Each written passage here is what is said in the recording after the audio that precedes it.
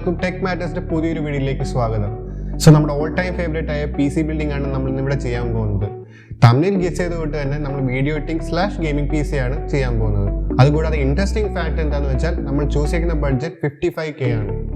So ഇതിലെ എല്ലാ components നമ്മൾ സെലക്ട് ചെയ്തിരിക്കുന്നത് മാക്സിമം പെർഫോമൻസ് ഈ ബഡ്ജറ്റിൽ തരാനായിട്ടാണ്. സോ അധികം സമയം കളയാതെ let's go to the video.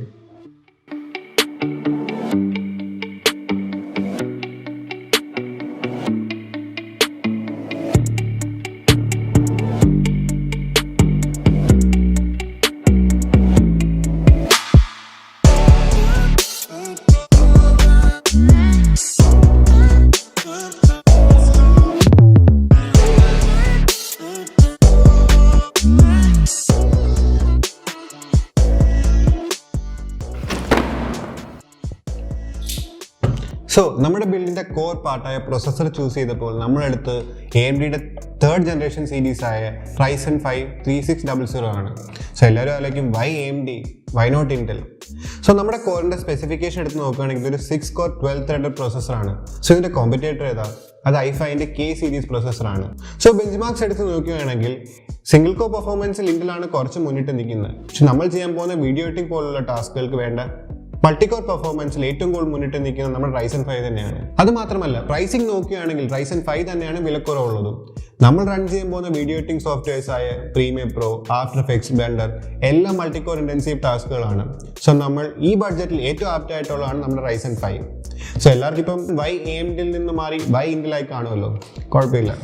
അടുത്ത നമുക്ക് നമ്മുടെ ഗ്രാഫിക്സിലേക്ക് മൂവ് ചെയ്യാം. സോ നമ്മൾ ഈ ബിൽഡിന് ഉപയോഗിച്ചിരിക്കുന്ന Gigabyteന്റെ GTX 1650 മോഡലാണ്. ഇതൊരു എൻട്രി ലെവൽ ഗ്രാഫിക്സ് കാർഡാണ്. സോ ഞാൻ പറഞ്ഞല്ലോ നമ്മളിവിടെ ചെയ്യാൻ പോകുന്ന വീഡിയോ എഡിറ്റിംഗ് ആണ്. സോ വീഡിയോ എഡിറ്റിംഗ് നമ്മൾ മോർ ഇമ്പോർട്ടൻസ് കൊടുക്കേണ്ട CPU പെർഫോമൻസിനാണ്, മോർ ദാൻ GPU പെർഫോമൻസ്. പക്ഷേ ഈ ബഡ്ജറ്റിൽ നിങ്ങളൊരു ഗെയിമിംഗ് PC ബിൽഡ് ചെയ്യണമെങ്കിൽ നിങ്ങൾ മോർ ഇമ്പോർട്ടൻസ് നമ്മൾ GPU പെർഫോമൻസിനാണ് കൊടുക്കേണ്ടത്, മോർ ദാൻ CPU. അപ്പോൾ നിങ്ങൾ എന്തോ ചെയ്യേണ്ടതെന്ന് വെച്ചാൽ 3600 നമ്മൾ 3500ലേക്ക് ഡൗൺഗ്രേഡ് ചെയ്യണം. അതുകൂടാതെ നമ്മൾ 1650 സൂപ്പറിലേക്ക് അപ്ഗ്രേഡ് ചെയ്യണം. പക്ഷെ നമ്മൾ ഗ്രാഫിക്സ് ഉപയോഗിക്കുന്ന അവസാനം വീഡിയോ റെൻഡർ ചെയ്യാൻ മാത്രമായിരിക്കും. സോ അതുകൊണ്ട് നമുക്ക് ഈ ബിൽഡിന് 1650 ധാരാളമാണ്. സോ അടുത്ത് നമുക്ക് നമ്മുടെ മദർ ബോർഡിലേക്ക് പോകാം. ഈ ബിൽഡ് നമ്മൾ ഉപയോഗിക്കുന്നത് Gigabyteന്റെ B450 എന്ന മദർ ബോർഡാണ്. നമ്മളിവിടെ ഓവർക്ലോക്ക് ഒന്നും ചെയ്യാനുള്ള ഒരു ഇന്റൻഷൻ ആയിട്ടല്ല നമ്മൾ മദർ ബോർഡ് ചൂസ് ചെയ്തിരിക്കുന്നത്. സോ അതുകൊണ്ട് നമ്മുടെ പർപ്പസിന് ഇത് മോർ ദാൻ ഇനഫ് ആണ്. അതുകൂടാതെ നമുക്ക് ഇതിന്റെ RAM slot 64GB up to നമുക്ക് എക്സ്പാൻഡ് ചെയ്യാൻ പറ്റും. അതുകൂടാതെ ഒരു NVMe സ്ലോട്ടും ഉണ്ട്. സോ ഈ ബിൽഡിന് this is more than enough for us. So next നമുക്ക് നമ്മുടെ പവർ സപ്ലൈക്ക് മൂവ് ചെയ്യാം. സോ ഈ ബിൽഡിൽ നമ്മൾ ഉപയോഗിച്ച കോഴ്സറിന്റെ CV450 എന്ന PSU ആണ്. ഇതൊരു 80+ ബ്രോൺസ് സർട്ടിഫിക്കേഷൻ വരുന്ന PSU ആണ്. സിമ്പിൾ PSU ആണ്. നമ്മുടെ 3600 നമ്മുടെ ഗ്രാഫിക്സ് കാർഡിന് ഞങ്ങൾ പ്രിഫർ ചെയ്യുന്ന ഒരു 450 watt ആണ്. സോ അടുത്ത് നമുക്ക് നോക്കേണ്ടത് നമ്മുടെ റാം ആണ്. റാമിന് നമ്മൾ ഉപയോഗിച്ചിരിക്കുന്ന ADATയുടെ ഗെയിമിംഗ് XPGയുടെ മോഡലാണ്. ഇത് ഓവർക്ലോക്ക് ചെയ്ത 3200 MHz വരെ ഓടാൻ കേപ്പബിലിറ്റി ഉള്ള റാമാണിത്. സോ വീഡിയോ എഡിറ്റിംഗ് ഫോക്കസ് ചെയ്യുന്നവർ മെയിനായിട്ട് 16GB ഉപയോഗിക്കേണ്ടതാണ്. സോ നമ്മൾ ഈ ബിൽഡിൽ നമ്മളിവിടെ ഉപയോഗിക്കുന്നത് 8 GB 2 കാർഡാണ് ഉപയോഗിക്കുന്നത്. അടുത്ത് നമ്മൾ സ്റ്റോറേജ് നോക്കുകയാണെങ്കിൽ ഒരു 240 GB M.2 SSD ആണ് നമ്മളിവിടെ ഉപയോഗിച്ചിരിക്കുന്നത്. അതുകൂടാതെ ഒരു 1 TB ഹാർഡ് ഡിസ്കും. പിന്നെ ഈ പ്രൈസിലോട്ട് പോകുമ്പോൾ എന്തായാലും തീർച്ചയായിട്ടും എല്ലാവരും SSD ഇൻക്ലൂഡ് ചെയ്യേണ്ടതാണ്. നിങ്ങളുടെ പെർഫോമൻസിനെ ഒരുപാട് അത് ബൂസ്റ്റ് ചെയ്യുന്നതായിരിക്കും. സോ അടുത്ത് നമ്മൾ നമ്മുടെ ക്യാബിൻ നോക്കുകയാണെങ്കിൽ AMTECന്റെ NX210 എന്ന് പറഞ്ഞ മോഡലാണ് ഉപയോഗിച്ചിരിക്കുന്നത്. എന്നെ കാണാമോ? സോ ഈ ക്യാബിൽ നമുക്ക് കിട്ടുന്ന 4 ഇൻക്ലൂഡഡ് ഫാൻസ് ആണ്. അതുകൂടാതെ സൈഡ് ടെമ്പർഡ് ഗ്ലാസ് പാനലുമാണ്. സോ ഈ പ്രൈസിൽ നമുക്ക് കിട്ടാവുന്ന ഏറ്റവും കൂടുതൽ ഓഫറാണ്. സോ ക്യാബിൻ നോക്കുന്നവർക്ക് ഇത് കൺസിഡർ ചെയ്യാവുന്നതാണ്. സോ നമ്മൾ ഈ ബിൽഡിന് ഉപയോഗിക്കുന്ന കോമ്പോണൻസ് എല്ലാവർക്കും മനസ്സിലായല്ലോ. അപ്പം നമുക്കിനി സമയം കളയാൻ നമുക്ക് ബിൽഡിലേക്ക് പോകാം. സോ ആദ്യം തന്നെ നമുക്ക് നമ്മുടെ പ്രൊസസ്സർ എടുക്കാം. പ്രൊസസ്സർ എടുക്കുമ്പോൾ ഏറ്റവും കൂടുതൽ ശ്രദ്ധിക്കണം നമ്മൾ പ്രൊസസ്സറിൻ്റെ സൈഡിൽ മാത്രമേ പിടിക്കാവുള്ളൂ, പ്രത്യേകിച്ച് Ryzen ചിപ്പിൽ. നമുക്കിനി നമ്മുടെ പ്രൊസസ്സർ നമ്മൾ മദർ ബോർഡിൽ വെക്കുന്നതിന് വേണ്ടി നമുക്ക് നമ്മുടെ പ്രൊസസ്സറിലെ ഗോൾഡൻ ഡോട്ടും മദർ ബോർഡിലെ ട്രയാങ്കിളുമായിട്ട് കോയിൻസൈഡ് ആകും.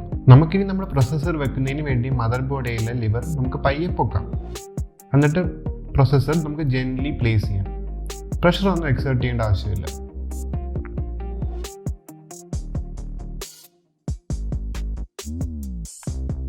വെച്ച് കഴിഞ്ഞ് നമുക്ക് പയ്യെ ലിവർ താക്കാം. ഈ ബിൽഡിൽ നമ്മൾ AMDയുടെ സ്റ്റോക്ക് കൂളറാണ് ഉപയോഗിക്കുന്നത്. നമ്മൾ ഓവർക്ലോക്ക് ഒന്നും ചെയ്യാൻ ഉദ്ദേശിക്കുന്നില്ല. അതുകൊണ്ട് ഈ ബിൽഡിൽ നമുക്ക് സ്റ്റോക്ക് തന്നെ ധാരാളം. സോ അതിനുവേണ്ടി നമുക്ക് മദർ ബോർഡിലെ ബ്രാക്കറ്റ്സ് നമുക്ക് ഊരി മാറ്റാം. സോ നമ്മുടെ കൂളറിൽ തെർമൽ പേസ്റ്റ് പ്രീ അപ്ലൈഡ് ആയിട്ടാണ് വരുന്നത്. അപ്പോൾ നമുക്ക് ജസ്റ്റ് പ്ലേസ് ചെയ്ത് സ്ക്രൂസ് ഒരു 6-ആക് മാനറിൽ മുറുക്കി കൊടുക്കാം. എന്നിട്ട് നമുക്ക് നമ്മുടെ പിൻ കണക്ട് ചെയ്യാം. അടുത്തായിട്ട് നമുക്ക് നമ്മുടെ റാം ഇടാം. റാം ഇടുമ്പോൾ ഒറ്റ കാര്യം ശ്രദ്ധിച്ചാൽ മാത്രം മതി. റാം ഇടുമ്പോൾ നമ്മൾ ഓൾട്ടർനേറ്റീവ് സ്ലോട്ട്സിലാണ് റാം ഇടേണ്ടത്. ഇപ്പോൾ ഫസ്റ്റ് റാം സ്റ്റേക്ക് നമ്മൾ ഫസ്റ്റ് സ്ലോട്ടിലും സെക്കൻഡ് റാം സ്റ്റേക്ക് ഇടുമ്പോൾ തേർഡ് സ്ലോട്ടിലും വേണം ഇടാൻ. സോ ഇനി ഡൗട്ട്സ് ഉണ്ടെങ്കിൽ നമുക്ക് മദർ ബോർഡിൻ്റെ കൂടെ കിട്ടിയ മാനുവൽ ജസ്റ്റ് ചെക്ക് ചെയ്യാവുന്നതാണ്. സോ അടുത്ത് നമുക്ക് SSD ഇടാം. അപ്പോൾ അതിനുവേണ്ടി നമുക്ക് SSDയുടെ M.2 സ്ക്രൂ നമുക്ക് ഊരാം. സ്ക്രൂ ഊരിയിട്ട് നമുക്ക് നമ്മുടെ SSD ഒരു 45 ആംഗിൾ ക്ലിപ്പിൻ ചെയ്യാം. അപ്പോൾ നമുക്ക് ക്ലിപ്പിൻ ആവുന്ന ഒരു സൗണ്ട് കേൾക്കും. എന്നിട്ട് നമുക്ക് നമ്മുടെ SSD സ്ക്രൂ വെച്ച് നമുക്ക് പയ്യെ ടൈറ്റ് ചെയ്ത് വെക്കാം. ഇനി നമുക്ക് നമ്മുടെ ക്യാബിൻ എടുക്കാം. എന്നിട്ട് നമുക്ക് സൈഡ് പാനലും ടെമ്പർഡ് ഗ്ലാസ് നമുക്ക് ഊരി വെക്കാം. നമുക്ക് ക്യാബിൻ എടുത്ത് നമുക്ക് ഇനി വെക്കുന്നതിന് മുമ്പ് ചെക്ക് ചെയ്യേണ്ടത് എല്ലാ സ്റ്റാൻഡ് ഓഫ്സും ഉണ്ടോ എന്ന് ചെക്ക് ചെയ്യുക. എന്നിട്ട് നമ്മുടെ മദർ ബോർഡ് പ്ലേസ് ചെയ്യുമ്പോൾ നമ്മുടെ IO ഷീൽഡുമായിട്ട് അലൈൻ ആകണം. അതുകൊണ്ട് നമുക്ക് സ്ക്രൂ ഇൻ ചെയ്ത് ടൈറ്റ് ആക്കി വെക്കാം. സോ ദാറ്റ് സിംപ്ലി എളുപ്പമാണ് ചെയ്യാൻ വേണ്ടി. അപ്പോൾ അടുത്ത നമുക്ക് നമ്മുടെ PSU എടുക്കാം. അപ്പോൾ നമ്മുടെ PSU നോൺ മോഡ്യൂളർ PSU ആണ്. നമുക്ക് വയേഴ്സ് എല്ലാം സ്ട്രെയിറ്റ് ചെയ്തിട്ട് നമുക്ക് കാറ്റഗറൈസ് ചെയ്ത് പുറകെ കൂടെ എടുക്കാം. സോ നമുക്ക് പിന്നെ നമുക്കത് കേബിൾ മാനേജ്മെൻറ്റ് സഹായമാണ്. എന്നിട്ട് നമുക്ക് നമ്മുടെ 24 പിന്നും 8 പിന്നും നമുക്ക് കണക്ട് ചെയ്യാം. 24 പിൻ കണക്ട് ചെയ്യുമ്പോൾ ജസ്റ്റ് ഹാർഡായിട്ട് പുഷ് ചെയ്യുക. എന്നാൽ മാത്രമേ അത് കറക്റ്റ്ലി കണക്റ്റ് ആവുകയുള്ളൂ. നമുക്ക് അടുത്തതായിട്ട് നമ്മുടെ ഫ്രണ്ട് പാനലിൽ USB 3.0യും സാധാ USB നമുക്ക് ഓഡിയോ പോർട്സും കണക്ട് ചെയ്യും. സോ ഗൈസ്, നമ്മുടെ ബിൽഡിൻ്റെ 85% നമ്മളിപ്പോൾ കംപ്ലീറ്റ് ചെയ്ത് കഴിഞ്ഞു. അടുത്ത നമുക്ക് നമ്മുടെ ഹാർഡ് ഡിസ്ക് എടുത്ത് ഹാർഡ് ഡിസ്പ്ലേയിൽ സ്ക്രൂ ചെയ്ത് വെക്കാം. എന്നിട്ട് സാറ്റ പവറും സാറ്റ ഡേറ്റയും കണക്ട് ചെയ്യാം. അടുത്ത നമ്മുടെ ഗ്രാഫിക്സ് കാർഡ് വെക്കുന്നതിന് വേണ്ടി നമ്മുടെ ഗ്രാഫിക്സ് കാർഡിൻ്റെ IO പാനൽസ് അലൈൻ ചെയ്യുന്ന ബ്രാക്കറ്റ്സ് നമുക്ക് ക്യാബിനിൽ നിന്ന് റിമൂവ് ചെയ്യാം. എന്നിട്ട് നമ്മുടെ ഗ്രാഫിക്സ് കാർഡ് നമുക്ക് PCI സ്ലോട്ടിലോട്ട് ടക്ക് ഇൻ ചെയ്ത് സ്ക്രൂ ചെയ്ത് ടൈറ്റ് ആക്കി വെക്കാം. എന്നിട്ട് നമുക്ക് ഗ്രാഫിക്സ് കാർഡിൻ്റെ 6 പിൻ കണക്ടർ നമുക്ക് കണക്ട് ചെയ്യാം. അപ്പോൾ നമ്മുടെ ബിൽഡിന് 90% നമ്മൾ കംപ്ലീറ്റ് ആയി കഴിഞ്ഞിരിക്കുന്നു. ഇനി നമ്മുടെ TDS വർക്കായി നമുക്ക് കേബിൾ മാനേജ്മെൻറ്റിലേക്ക് പോകാം. നമ്മൾ ആദ്യമേ കാറ്റഗറൈസ് ചെയ്ത് വെച്ചിരുന്ന വയറെല്ലാം നമുക്ക് ഇനി കേബിൾ ടൈ വെച്ച് ടൈറ്റ് ആക്കി വെക്കാം.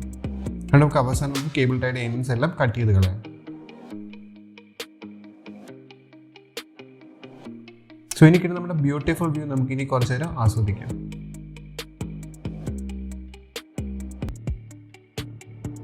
നമ്മളിപ്പോൾ നമ്മുടെ PC 100% ബിൽഡ് ചെയ്ത് കഴിഞ്ഞിരിക്കുന്നു. സോ ഇനി നമുക്ക് നമ്മുടെ PC ഓൺ ചെയ്യാം.